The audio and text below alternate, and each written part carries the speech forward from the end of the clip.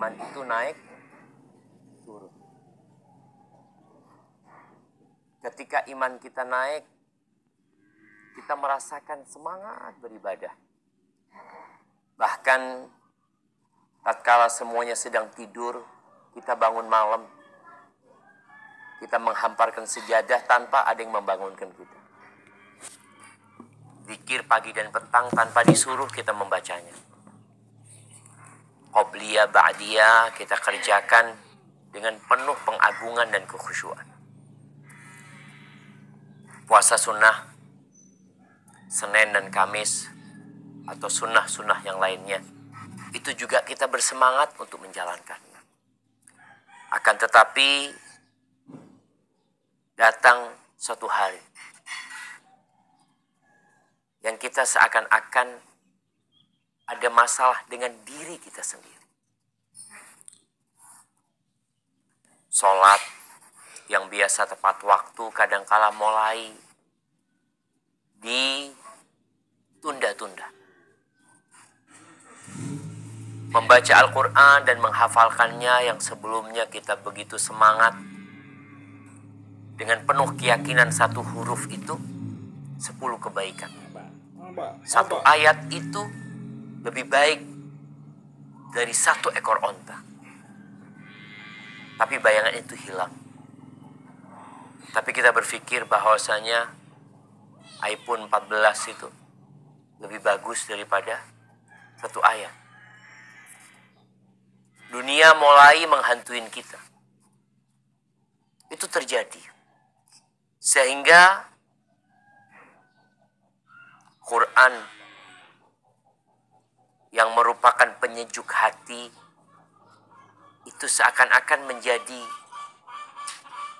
hal yang membuat dada kita sesak dan panas. Hafalan yang kemarin 1 halaman kita bisa selesaikan dalam waktu yang pendek. Ini berhari-hari kita muter-muter di halaman yang sama. Kajian yang biasanya kita fokus, dengerin. Tapi terkadang hati kita tidak ada di kajian. Makanya kadang-kala Anda sampaikan ke mahasiswa itu, ada yang badannya hadir di kelas, tapi hatinya tidak sedang di kelas. Itu futur. Ada lagi yang merasa gak nyaman dengan ketaatan. Jadi dia berada dengan teman-teman yang baik itu kadang-kala merasa gak nyaman gitu.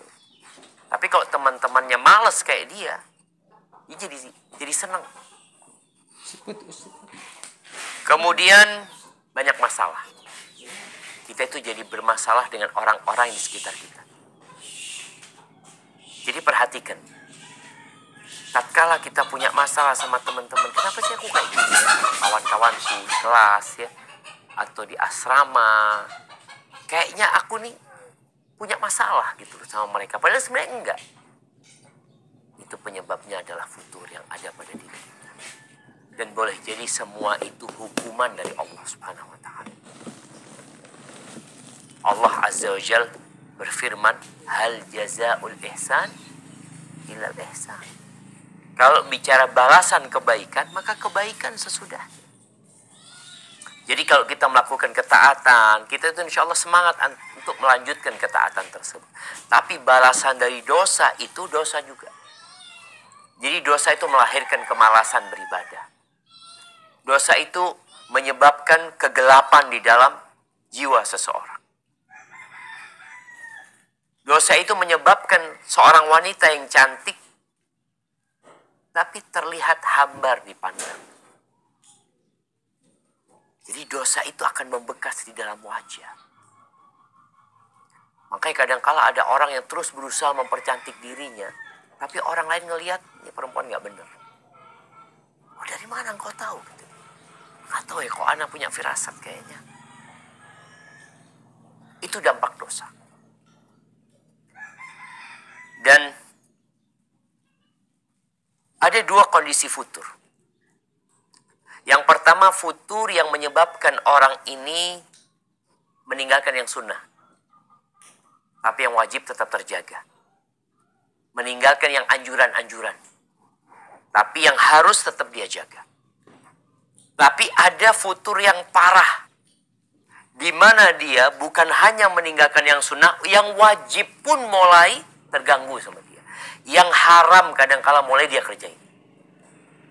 Ini futur yang mulai parah nih. Jadi kalau kita bicara sakit ya, ada orang itu sakit masih diobatin, beli obat di apotik, minum, sembuh. Tapi ada nggak bisa nih. Diapain? Ya harus ke dokter, harus dirawat di rumah sakit ya. Kadang-kala harus pakai infus. Apa nggak bisa dok? Ini dok dikasih air gula atau apa? Nggak bisa, harus diinfus nih orang. Itu yang udah parah. Maka hendaklah setiap kita itu tahu kita ini sampai yang mana gitu. Sampai yang mana? Apa yang parah atau yang masih bisa diobatin tanpa ke dokter. Ada yang sambil minum herbal, insya Allah udah sembuh ya. Istirahat dikit, insya Allah sembuh. Sebelum bicara tentang bagaimana ngobatin futur tadi, kita perlu tahu apa penyebab futur. Kenapa kita bisa futur? Yang pertama ada sebab yang berkaitan dengan agama.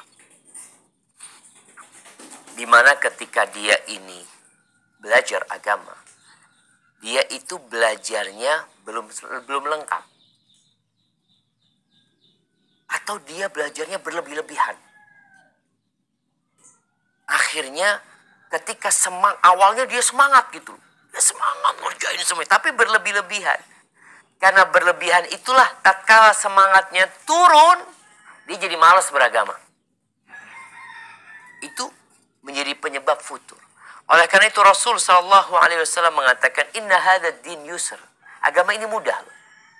Agama ini mudah. Kalau kita lihat semua ajaran agama itu mudah. Wala yushaddad din ahadun illa ghalabah. Tidak ada satu orang yang memaksakan dirinya berlebih-lebihan dalam beragama kecuali dia yang akan kalah. Dia yang akan tersingkirkan. Makanya Nabi SAW mengajarkan kepada kita kalau beragama itu saddidu wa qaribu. Ya berusaha kalian untuk menepati sasaran, mendekati, tapi jangan berlebih-lebihan. Itu dalam beragama. Kalau bicara baru belajar Al-Quran, ana mau sehari 2 halaman. Bisa ana. Bisa dia 2 halaman. Itu ketika semangat. Akhirnya dia merasa berat, terbebani. Anak kok kayak gini, seperti itu. Oleh karena itu ketika ada seorang sahabat yang dia menghatamkan Al-Quran tiap malam. Bayangin ya. Sahabat ini tiap malam menghatamkan Al-Quran. Tiap hari puasa. Nabi SAW mengatakan, enggak, engkau sebulan sekali aja hatam Quran. Enggak ya Rasulullah, aku mampu lebih dari itu. Terus sampai Nabi ngasih kepada dia, karena dia 7 hari, 7 malam aku hatam Quran. Cukup sudah. Nabi juga memberikan 3 malam paling maksimal. Kenapa? Karena manusia ini punya keterbatasan.